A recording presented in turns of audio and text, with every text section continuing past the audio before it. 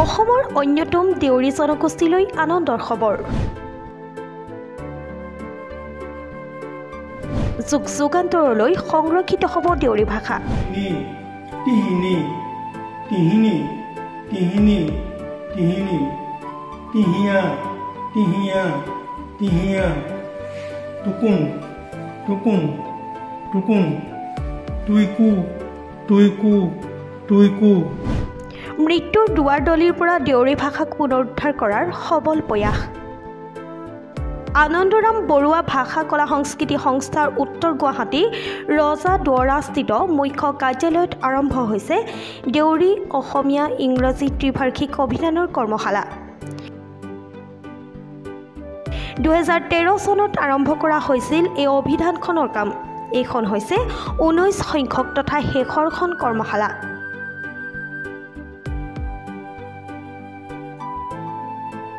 দেউৰী সাহিত্য সভাৰ সভাপতি দৰ্শৰানন্দ দেউৰী, প্ৰাক্তন সভাপতি লীলাকান্ত দেউৰীকে ধৰি দেউৰী সমাজৰ 11 জন সমল ব্যক্তিয়ে এই কৰ্মশালাত অংশগ্ৰহণ কৰিছে। সপ্তাহজোৰা কাৰ্যসূচীৰে আৰম্ভ কৰা অন্তিমখন কৰ্মশালাত প্ৰতিটো দেউৰী শব্দৰ উচ্চাৰণ ও বাণীবদ্ধ কৰাৰ কামো সমান্তৰালভাৱে চলি আছে।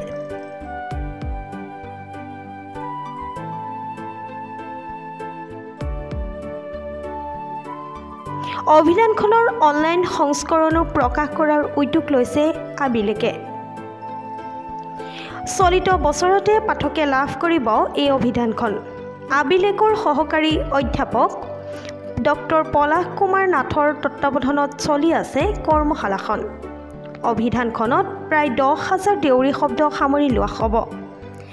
আনন্দৰাম বৰুৱা ভাষা কলা সংস্কৃতি সংস্থা অসমে অতীজৰে পৰা অসমৰ বিভিন্ন জনগোষ্ঠীয় ভাষা আৰু সংস্কৃতিসমূহৰ সংৰক্ষণ আৰু সংবৰ্ধনৰ দিশত যথেষ্ট কাম কৰি আহিছে। তাই এই প্ৰচেষ্টাৰ অংশ হিচাপে আমি কৰা এটা অন্যতম কাম হ'ল বিভিন্ন জনগোষ্ঠীয় ভাষাসমূহৰ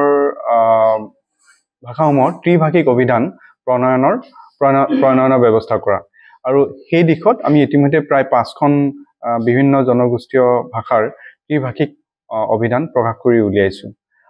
আৰু এই প্ৰচেষ্টাৰ অংশ হিচাপে আমাৰ 2013 চনৰ পৰা চলি থকা দেউৰী অসমীয়া ইংৰাজী ত্ৰিভাষিক অভিধানৰ আজি 19 নম্বৰ কৰ্মশালা অনুষ্ঠিত হৈছে প্ৰায় এসপ্তাহ জোৰা। আৰু এইখন আমি আশা কৰিছোঁ এইখন আমাৰ একেবাৰে অন্তিমখন কৰ্মশালা। ইয়াৰ যোগেৰে আমি দেউৰী জনগোষ্ঠীৰ প্ৰায় 10,000 শব্দ সন্নিৱিষ্ট এখন অভিধান প্ৰণয়ন কৰিবলৈ আগবাঢ়িছোঁ। এই অভিধানখন দুটা ৰূপত প্ৰকাশ পাব। প্ৰথম হ'ল এই প্ৰিণ্ট ৰূপত যিটো প্ৰকাশ পাব কিতাপ আকাৰে, আৰু 2 নম্বৰতে এখন অনলাইন অভিধান হিচাপে ইয়াক প্ৰস্তুত কৰাৰ পৰিকল্পনা কৰা হৈছে। আৰু সেই উদ্দেশ্যে এই যি প্ৰায় 10,000 দেউৰী শব্দ, এই শব্দ প্ৰত্যেকটো শব্দই আমি বাণীবদ্ধ কৰিছোঁ তেওঁলোকৰ সহযোগত। এই গোটেই প্ৰচেষ্টাত দেউৰী সাহিত্য সভা আৰু দেউৰী জনগোষ্ঠীৰ বিভিন্ন সমল ব্যক্তিয়ে প্ৰথমৰে পৰা অতি আন্তৰিকতাৰে তেওঁলোকে আমাৰ সৈতে সহযোগ কৰি আছে, আৰু তেওঁলোকৰ সহযোগৰ কাৰণেই আজি এইটো সফল হ'ব পাৰিছে। ইয়াৰ লগতে এই ক্ষেত্ৰত আমাৰ অনুষ্ঠানৰ সঞ্চালক প্ৰফেচৰ সুদেষ্ণা ভট্টাচাৰ্য বাইদেউ, তেখেতে আমাক এই ক্ষেত্ৰত সকলো ধৰণৰ সহায় সহযোগিতা আগবঢ়াইছে। চাংহাৰীৰ পৰা খৰ্গেশ্বৰ নাথৰ ৰিপৰ্ট, প্ৰাতঃ টাইম ডিজিটেল।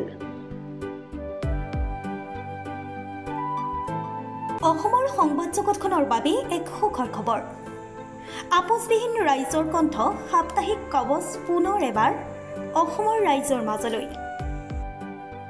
স্বত্বাধিকাৰী প্ৰণীতা কলিতাৰ দ্বাৰা প্ৰকাশিত আৰু আপোচবিহীন একাংশ নপুৰণি অভিজ্ঞতাপুষ্ট সাংবাদিকৰ দ্বাৰা প্ৰচাৰিত তথা eco printing press Guwahati Katabari গড়চুকত মুদ্ৰিত সাপ্তাহিক কবচ এতিয়া অসমৰ বিভিন্ন প্ৰান্তত উপলব্ধ।